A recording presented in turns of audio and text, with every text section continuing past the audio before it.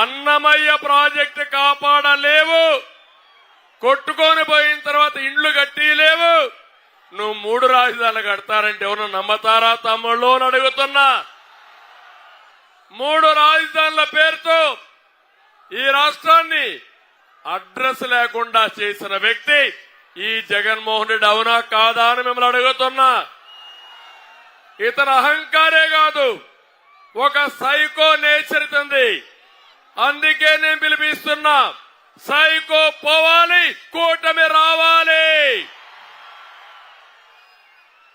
ఏం తమ్ముళ్ళు, మీ అందరి జీవితాల్లో ఏమైనా వెలుగు వచ్చిందా, మార్పు వచ్చిందా, జీవన ప్రమాణాలు పెరిగాయా అని అడుగుతున్నా మిమ్మల్ని. మీ ఖర్చులు పెరిగాయా లేదా, మీ ఆదాయం పెరిగిందా అని అడుగుతున్నా మిమ్మల్ని. దీనికి కారణం ఎవరు తమ్ముడు, పాలకుడే కదా అని అడుగుతున్నా. నేను చాలా మంది ముఖ్యమంత్రులు చూశాను, ఇక్కడే మాజీ ముఖ్యమంత్రులు 2 ఉన్నాం. కానీ ఇంత చెత్త ముఖ్యమంత్రిని నా జీవితంలో ఎప్పుడూ చూడలేదని మరొకసారి విజ్ఞప్తి చేస్తున్నా. ఏం తమ్ముళ్ళు, కరెంటు ఛార్జీలు పెరిగాయా లేదా, ఎన్నిసార్లు పెంచారు, ఏ ముఖ్యమంత్రి అయినా పెంచాడా అని మిమ్మల్ని అడుగుతున్నా. ఎన్నికల ముందేం చెప్పాడు మీకు, కరెంటు ఛార్జీలు పెంచరని చెప్పాడా లేదా అని అడుగుతున్నా మిమ్మల్ని. 9 సార్లు అంటే 200 రూపాయలు కరెంట్ ఇప్పుడు ఎంత తమ్ముళ్ళు మీకు, 1000 రూపాయలు అవునా కాదా అని అడుగుతున్నా. ఆర్టీసీ రేట్లు పెరిగాయా లేదా, పెట్రోల్ డీజిల్ పెరిగిందా లేదా, నిత్యావసర వస్తువుల ధరలు పెరిగాయా లేదా. తమ్ముళ్ళు మద్యం ధర, మా తమ్ముళ్ళు కొంతమంది మద్యం బాబులు ఇప్పుడే ఉంటారు, ఇక్కడే ఉంటారు. ఒక తమ్ముడైతే ప్లే కార్డు పెట్టుకొని చూపిస్తున్నాడు, సార్ మళ్ళా కూటమి వస్తానే నాణ్యత కలిగిన మద్యం ఇవ్వండి, మా ఆరోగ్యం పోతా ఉంది, ఈ జలగా మమ్మల్ని దోచేస్తున్నాడు, మమ్మల్ని ఆదుకోమని ఒక తమ్ముడు ఇప్పుడే చెప్పాడు.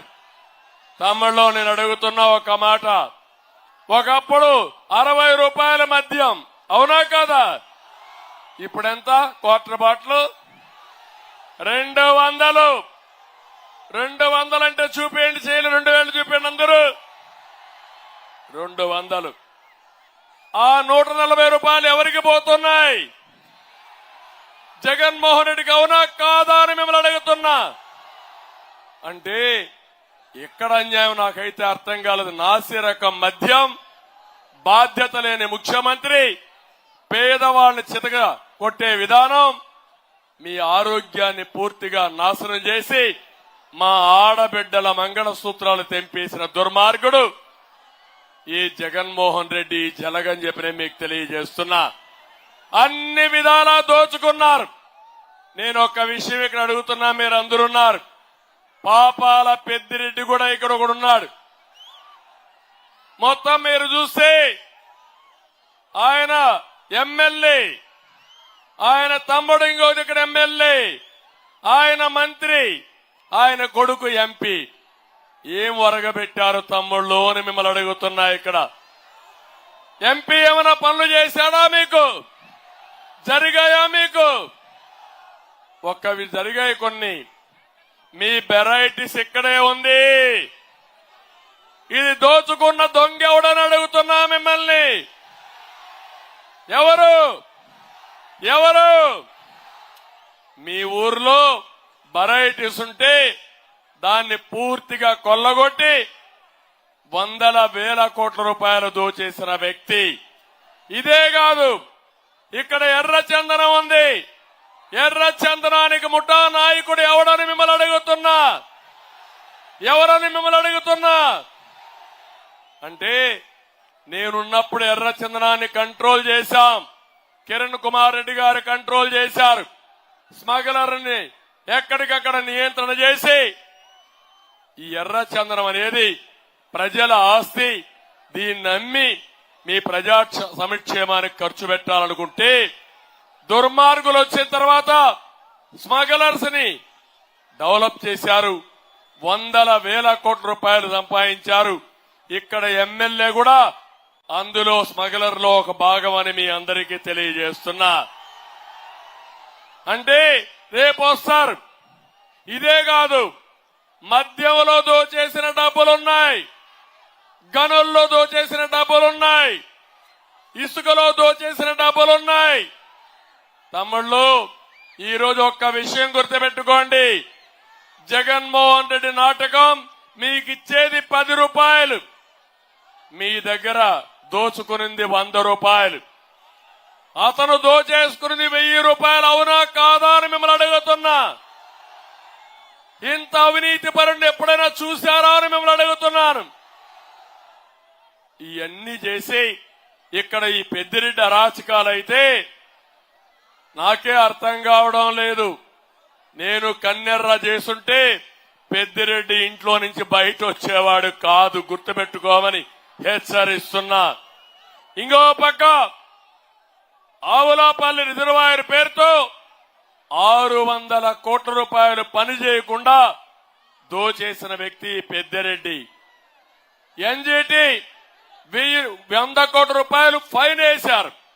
ఫైన్ వేసినా లెక్క పెట్టుకోకుండా ఇష్టానుసారం సిగ్గులేని ప్రభుత్వం 25 కోట్ల రూపాయల ప్రజాధనాన్ని ఎన్జీటీకి కట్టారు. తప్పు వీరిది, శిక్ష ప్రజలకిది. ఇది ఎక్కడ న్యాయమని అడుగుతున్నా. అందరి నీవా పనులు పూర్తి చేయలేదు. నేను అడుగుతున్నా, ఈ కోడూరు ప్రాంతంలో గాలేరు నగిరిపైన పనులైనాయా తమ్ముళ్ళు అని అడుగుతున్నా. నీళ్లు వచ్చాయా అని మిమ్మల్ని అడుగుతున్నా. వచ్చే ఆలోచన చేశారా అని నేను అడుగుతున్నా. ఈ రోజు మీరు చూస్తే ఇక్కడ నీళ్లు తేకుండా పేర్లలుగా అందరి నీవాకి గండికోట నుంచి ఇంకో ప్రాజెక్టు శాంక్షన్ చేసి పెద్దిరెడ్డి 1500 కోట్లు పనులు చేయకుండా కొట్టేశారు. ఇవన్నీ నేను చెప్పాం, పోరాడాం. పోరాడితే తమ్ముళ్ళు అంగళ్ళు నా మీద, తెలుగుదేశం పార్టీ కార్యకర్తల మీద 600 మంది పైన కేసులు పెట్టారు. ప్రతి ఒక్క కార్యకర్త పైన కేసులు పెట్టారు. నేను ఒకటే సవాలు విసురుతున్నా, పెద్దిరెడ్డి నీ పని అయిపోయింది, నీ కుటుంబ పాలన అయిపోయింది. ఇక్కడ ప్రజల్ని చూశారు, నీ దోపిడీకి అంతం పలుకుతావని ఈ కోడూరు సభలో చెప్తున్నా. నీ దగ్గర డబ్బులున్నాయి, మా దగ్గర ప్రజాబలం ఉంది. ప్రజాబలం ముందు నీ డబ్బులు ఏమీ పని చేయవు. రేపు ఎలక్షన్ లో 10,000 ఇస్తాడు తమ్ముళ్ళు, సిద్ధమని అడుగుతున్నా. కొవ్వెక్కిపోయింది, బలిసిపోయాడు. ఇది బలుపు కాదు, వాపు మాత్రమే. ఇక్కడుండే మిథున్ రెడ్డి ఇక్కడి నుంచి పిఠాపురం వెళ్లి అక్కడ పవన్ కళ్యాణ్ ఓడిస్తాడంట. బచ్చా, ఓడిస్తావా? మీరు ఒప్పుకుంటారా తమ్ముళ్ళు అని అడుగుతున్నా. ఇక్కడే అతన్ని పూడ్చి పెడతారా లేదా అని మిమ్మల్ని అడుగుతున్నా. ఇంకొక పక్క ఈ పుడింగి పెద్దిరెడ్డి కుప్పానికి పోయి నన్ను ఓడిస్తాడంట. ఏం తమ్ముళ్ళు సహిస్తారా అని మిమ్మల్ని అడుగుతున్నా. నడమంత్రి స్థిరొస్తే కొవ్వెక్కిపోయి ఇష్టానుసారంగా ప్రవర్తిస్తే ఇక్కడ ఉపేక్షించడానికి ఎవరు లేరు. ఇటు మా జన సైనికులు సిద్ధంగా ఉన్నారు, అటు తెలుగుదేశం పార్టీ కుటుంబ సభ్యులు సిద్ధంగా ఉన్నారు, ఇంకో పక్క బీజేపీ సభ్యులు సిద్ధంగా ఉన్నారు. నిన్ను నీ కుటుంబాన్ని రాబోయే రోజుల్లో రాజకీయంగా భూస్థాపితం చేయడానికి మా వాళ్ళు సిద్ధంగా ఉన్నారని చెప్పి తెలియజేస్తున్నా. ఇంకో పక్క నేను అడుగుతున్నాను, ఈరోజు జగన్మోహన్ రెడ్డి కొత్త డ్రామాకు వచ్చాడు. ఈ విషయం కూడా మీరు ఆలోచించాలి. ఇది చాలా ముఖ్యమైన విషయం. జగన్మోహన్ రెడ్డి ఈ సైకో ప్రతి ఒక్క ఎన్నికలకు ఒక ఇష్యూ తీసుకొస్తాడు. 2014లో తండ్రి లేని బిడ్డని మీ దగ్గరకు వచ్చాడా లేదా అని మిమ్మల్ని అడుగుతున్నా. తండ్రి చనిపోయాడని చెప్పాడా లేదా అని అడుగుతున్నా. ఈ భాగవతం అంతా కూడా జరిగింది. ఇది ఒక చరిత్ర. ఈ చరిత్రలో నేనున్నా, మా కిరణ్ కుమార్ రెడ్డి గారు కూడా ఉన్నారని చెప్పి నేను మీ అందరికీ తెలియజేస్తున్నా. మీకు ఒక అవగాహన ఉండాలి. కిరణ్ కుమార్ రెడ్డి గారు నేను కలిసింది ఆయన బీజేపీలో చేరిన తర్వాత మొట్టమొదటి మీటింగు రాజంపేటలో కలిశాం, రెండో మీటింగు కోడూరులో కలిశామని చెప్పి నేను మీకు తెలియజేస్తున్నా. మేము రాజకీయాల్లో విభేదించుకున్నాం. వాళ్ళ తండ్రి పీరియడ్ నుంచి నేను ఆ రోజు కాంగ్రెస్ లో ఉన్నప్పుడు మేమిద్దరం కూడా ఒకే పార్టీలో ఉన్నాం. అలాంటిది మీరు చూస్తే మాకు రాజకీయ విభేదాలు తప్ప ఎప్పుడూ వ్యక్తిగత విభేదాలు లేవని చెప్పి నేను మీకు తెలియజేస్తున్నా. మా పోరాటం సిద్ధాంతపరంగా పోరాటం. ఈ రోజు మీరు ఒకసారి ఆలోచించండి. సమైక్యంగా రాష్ట్రాన్ని పెట్టాలని కాంగ్రెస్ పార్టీకి రాజీనామా చేసిన వ్యక్తి కిరణ్ కుమార్ రెడ్డి గారని చెప్పి నేను మీకు తెలియజేస్తున్నా. ముఖ్యమంత్రి రాజీనామా చేశాడు. అదే జగన్మోహన్ రెడ్డి సోనియా గాంధీ వెనకాన దాంకొని ఆ రోజు సమైక్య ఆంధ్రప్రదేశ్ పేరుతో నాటకాలాడిన వ్యక్తి జగన్మోహన్ రెడ్డి అని చెప్పి నేను మీకు తెలియజేస్తున్నా. తమిళ్లో ఒక్క విషయం గుర్తుపెట్టుకోండి. ఎప్పుడైనా రాజశేఖర్ రెడ్డి ముఖ్యమంత్రిగా ఉన్నప్పుడు ఈ రాష్ట్రంలో జగన్మోహన్ రెడ్డి ఉన్నాడా అని మిమ్మల్ని అడుగుతున్నా. చూశారా అని మిమ్మల్ని అడుగుతున్నా. ఎప్పుడైనా కనపడ్డాడా అని మిమ్మల్ని అడుగుతున్నా. అంటే ఏంటి కారణం? అంటే నీ తండ్రి కూడా నిన్ను గురించి భయపడిపోయాడు, భరించలేకపోయాడు. ఒకవేళ నువ్వు గానుంటే ఏదో తప్పు చేసి తండ్రికి కూడా చెడ్డ పేరు వస్తుందని బెంగళూరుకి పంపించేసిన విషయం ఒక్కసారి గుర్తుపెట్టుకోండి. అక్కడి నుంచి మీరు ఒక్కసారి చూస్తే ఈ రోజు ఈయన మాట్లాడినప్పుడు నాటకాలు, కొత్త కొత్త నాటకాలు మాట్లాడుతున్నాడు.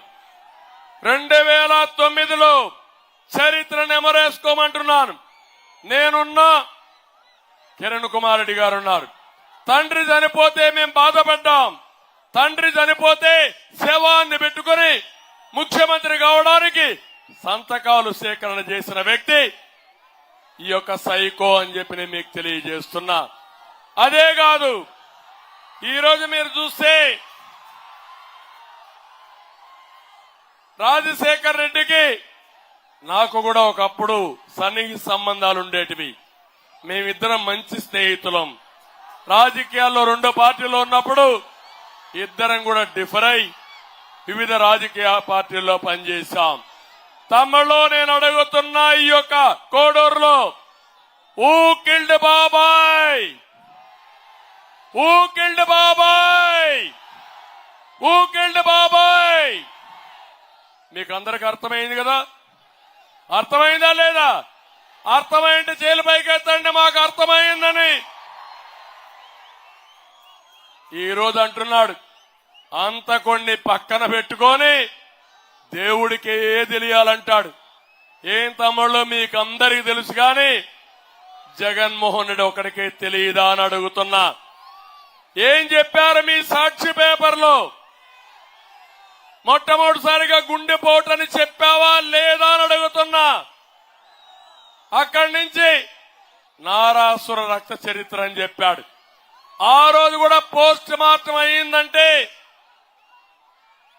వివేకానంద రెడ్డి కూతురు గట్టిగా పట్టుబట్టి పోస్ట్ మార్టం కోసం కోరితే పోస్ట్ మార్టం చేస్తే అంతవరకు గుండెపోటు అని చెప్పిన వాళ్ళు పోస్ట్ మార్టం చేసిన తర్వాత తల మీద బలమైన గాయాలు గొడ్డలితో నరికితే నిన్నే ఒక సినిమా వచ్చిన తమ్ముళ్ళు చూశారా? వివేకం చూశారా అని మిమ్మల్ని అడుగుతున్నా.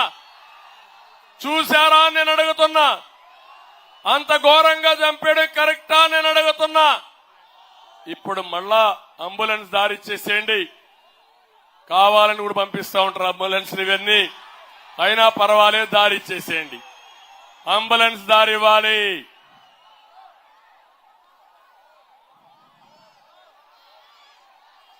అంబులెన్స్ దారి ఇచ్చేసేయండి.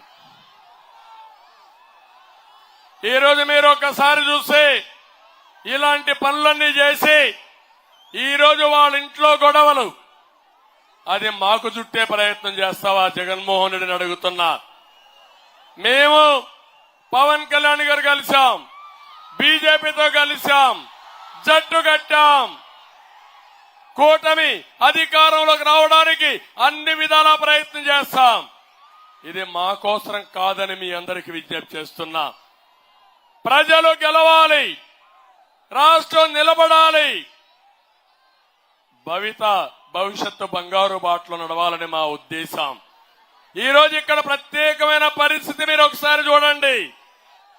నా జీవితంలో రైల్వే కోడూరులో ఎప్పుడు తెలుగుదేశం పార్టీ సింబల్ లేకుండా 45 ఏళ్లలో ఎప్పుడూ లేదు. పార్టీ పెట్టిన తర్వాత అవునా కాదా తమ్ముళ్ళని అడుగుతున్నా.